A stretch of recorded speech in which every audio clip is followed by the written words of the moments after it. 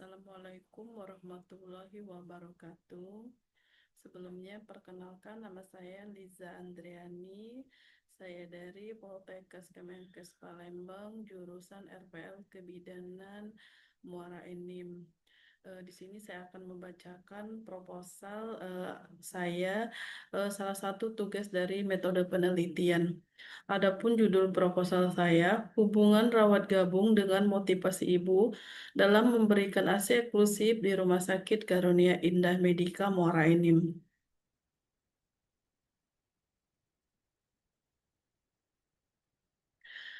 Pendahuluan, adapun latar belakang menurut WHO merekomendasikan pemberian ASI eksklusif selama 6 bulan pertama kehidupan bayi karena ASI merupakan sumber makan utama bagi bayi yang dapat memenuhi semua kebutuhan perkembangan serta keberlangsungan hidup selama 6 bulan pertama kehidupan.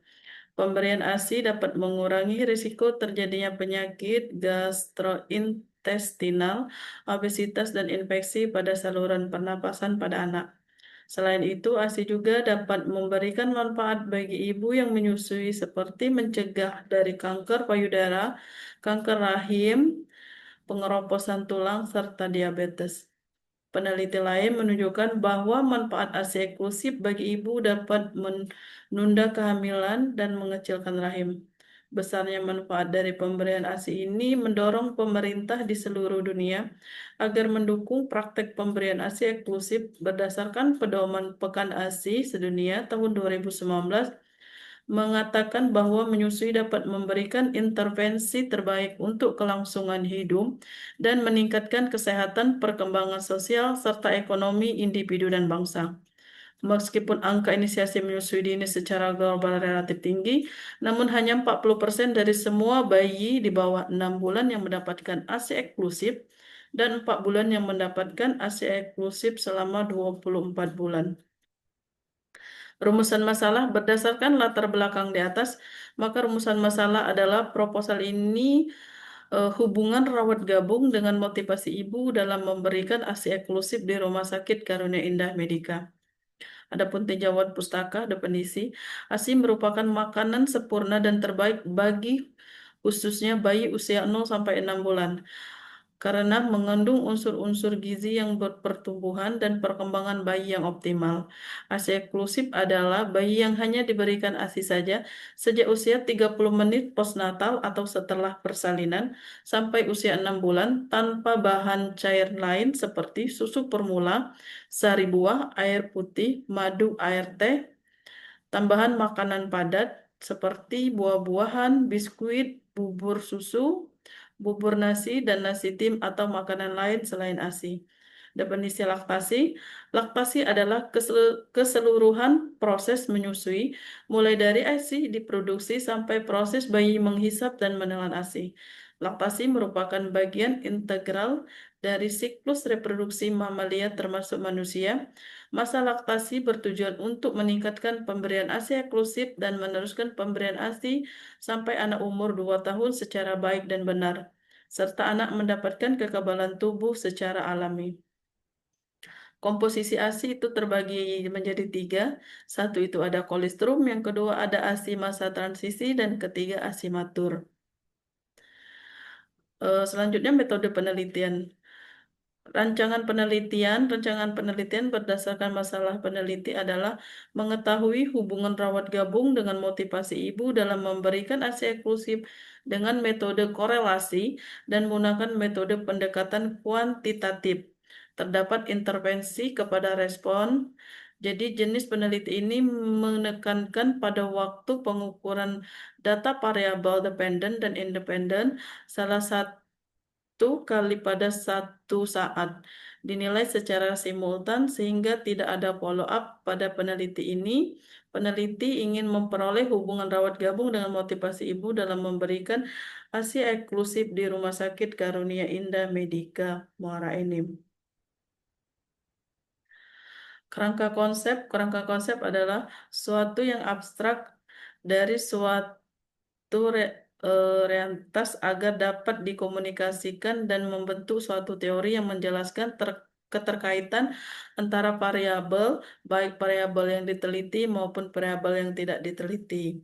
Adapun variabel independen, yaitu rawat gabung bayi dan melakukan pendidikan kesehatan terkait ASI eksklusif, sedangkan hubungan variabel dependen itu ialah motivasi ibu dalam memberikan ASI eksklusif. Adapun populasinya, yaitu keseluruhan subjek penelitian, ada dalam penelitian ini adalah semua pasien post seksio sesaria yang menjalani rawat inap di Rumah Sakit Karunia Indah Medika. Adapun kriteria sampel yang dipakai dalam penelitian ini adalah kriteria inklusi. Kriteria inklusi adalah karakteristik umum subjek penelitian dari suatu populasi target yang terjangkau dan ada peneliti. Kriteria inklusi itu pada pasien postseksio sesaria yang menjalani pelayanan rawat inap di Rumah Sakit Karunia Indah Medika Muara Enim. Dan yang kedua, pasien postseksio sesaria yang dilakukan perawatan lebih dari 2 hari. Dan yang ketiga itu adalah pasien postseksio sesaria dengan catatan rekam medis yang lengkap, biodata pasien dan status kesehatan pasien. Sedangkan kriteria inklusi itu pasien postseksio sesaria dengan perdarahan, pasien postseksio sesaria dengan gangguan kesehatan mental, dan pasien postseksio sesaria yang dilakukan rujukan.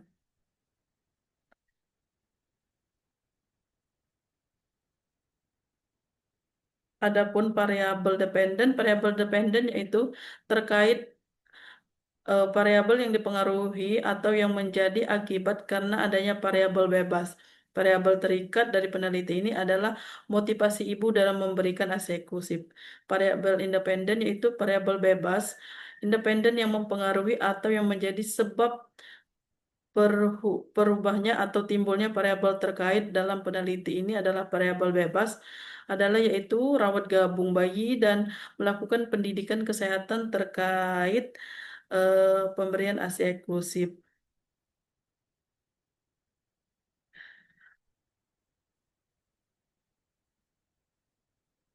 Adapun sebelum ke etika peneliti itu ada analisa data. Jadi pengelola data yang telah dikumpulkan nanti akan diolah. Yang pertama itu dengan menggunakan editing, yaitu lembar kuesioner diperiksa untuk memastikan bahwa setiap pertanyaan-pertanyaan pada kuesioner telah terisi semua. Dan yang kedua itu adalah cleaning data, yaitu memeriksa kembali data untuk memastikan bahwa data tersebut telah bersih dari kesalahan. Dan yang ketiga itu coding data, yaitu pemberian kode pada setiap jawaban yang terkumpul dalam kuesioner untuk memudahkan lama pengelolaan selanjutnya. Dan yang keempat itu ada entry data, yaitu data yang telah dicoding, diolah menggunakan bantuan komputer. Dan yang terakhir itu adalah etika peneliti.